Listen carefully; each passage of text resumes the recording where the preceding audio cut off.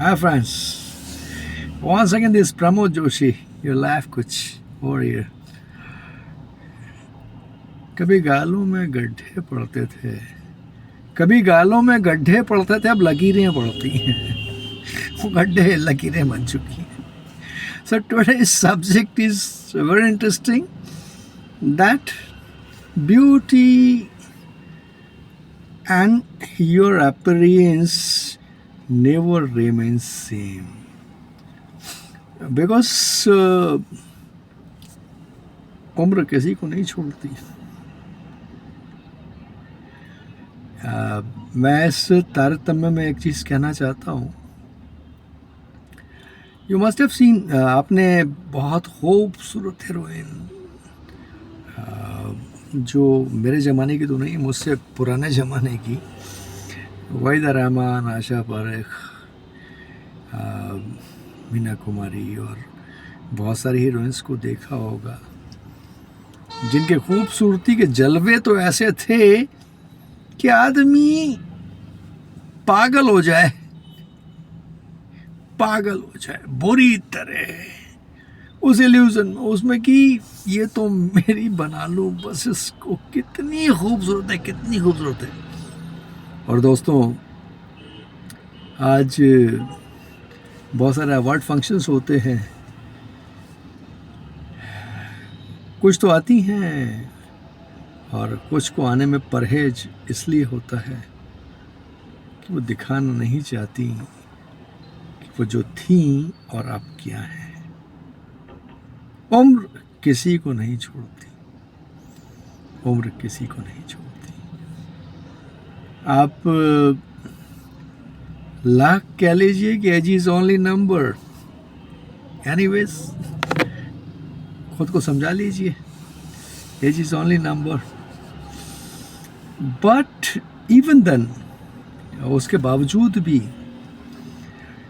उम्र का मायना तो है कुछ. लेकिन हाँ, हर उम्र का एक ग्रेस होता है. कभी कभी अपीयरेंस का फर्क ये होता है कि एक छोटी उम्र की औरत जिसकी 40-45 साल की उम्र है, वो बहुत मोटी सी है और वैसी है, तो उसको लोग आंटी करके ही बुलाते हैं. वैसे भी 45 में आंटी हो जाती हैं. और ऐसा ही एक उम्र में कोई इंसान, कोई आदमी अगर 40-45 में ऐसा दिखने लगे तो उसको अंकल कह ही देते हैं. And uncle and aunty is not a criteria. ये कोई जजमेंट नहीं है कि ऐसा है. लेकिन हाँ, मेरा कहना सिर्फ इतना है कि उम्र के हिसाब से बर्ताव कीजिए, उम्र के हिसाब से अपने आप को पेश कीजिए कि आप उस उम्र के दरमियान पहुंच चुके हैं और उस उम्र को अचीव कर चुके हैं. नहीं तो आप हंसी के पात्र ही बनेंगे. कहते ना, हंस चला कौवे की चाल. तो ऐसा मत बनी, क्योंकि आपको एक बात का एहसास हमेशा होगा कि जो कुछ मैं पेश कर रहा हूँ या जो कुछ मैं बता रही हूँ, वो अपने आप को झुठला रही हूँ या झुठला रहा हूँ, क्योंकि उम्र तो ढल चुकी है और मैं समझा रहा हूँ और मैं समझा रही हूँ. औरत और मर्द में एक छोटा सा फर्क है जो इतिहास से रहा है और रहेगा. औरत जल्दी ढल जाती है, 30-35 साल के बाद ढल जाती है. मर्द फिर भी बहुत लंबे वक्त तक अपने आप को मेंटेन रखता है. लेकिन इसका मकसद ये नहीं, मेरे कहने का मकसद ये नहीं कि वो कहीं से कमतर है, कि औरत कहीं से कमतर है. उसका अपना दायरा है सोचने का, समझने का. लेकिन उम्र के हिसाब से व्यक्तित्व को अपनी जो आपने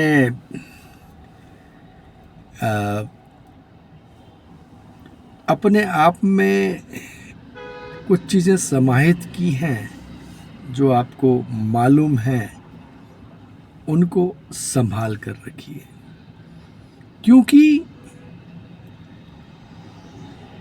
आप हंसी का पात्र ना बने, चाहे वो औरत हो चाहे वो आदमी हो। ये किसी जेंडर या किसी उसके लिए नहीं है। मेरे कहने का मकसद सिर्फ इतना है, औरत हो चाहे आदमी हो, उम्र के हिसाब से अगर आपने बिहेव या आपका व्यवहार नहीं है तो आप हमेशा हंसी का पात्र ही बनेंगे, क्योंकि उम्र ने किसी को नहीं छोड़ा, किसी को नहीं छोड़ा। लेकिन हाँ, उम्र के उस पड़ाव पर भी आप बहुत कुछ ऐसा कर सकते हैं जिससे लोग आपके पीछे खींचे चले आए। वो उम्र नहीं है, वो व्यक्तित्व है। उस व्यक्तित्व को संभालना जरूरी है। आप एक बहुत ऊंचे दर्जे का व्यक्तित्व बनाइए और पेश कीजिए अपने आप को दुनिया के सामने कि ये मेरा व्यक्तित्व है। आपको कुछ कहने की जरूरत नहीं पड़ेगी, खुद ब खुद लोग आपके पीछे खींचे चले आएंगे। लेकिन उसके लिए आपके पास बहुत सारी योग्यताओं का होना ज़रूरी है। एक साधारण इंसान यूं ही दबकर मरकर कुचलकर भीड़ में साधारण रहकर ही रह जाता है, और एक असाधारण व्यक्तित्व का इंसान अपने आप को उसी भीड़ में जाने कहाँ से कहाँ पहुँचा देता है। लेकिन उसके लिए योग्यताओं का होना ज़रूरी है। आपके पास वो योग्यताएं होना ज़रूरी है, वरना फिर इस भीड़ में दब कर मर गए तो खुश नसीब हो।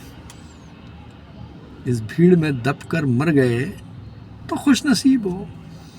बच गए हैं तो इसी ज़मीन पर जीना पड़ेगा। आज का सब्जेक्ट सिर्फ इतना था कि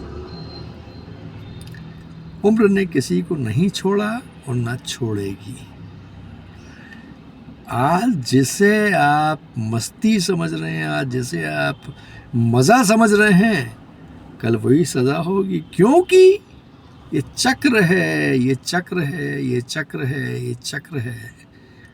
और ये एक उम्र के बाद ही समझ में आएगा, अभी नहीं आएगा।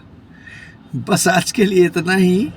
उम्र को समझिए, उम्र की गरिमा को समझिए, उम्र की जो तकाजा है उसको समझिए, और उम्र का रिस्पेक्ट कीजिए और उसी रिस्पेक्ट को वापस लोगों से लीजिए। बस आज के लिए इतना है। Your life coach Pramod Joshi once again will be tomorrow with you. Bye bye. Till then, bye.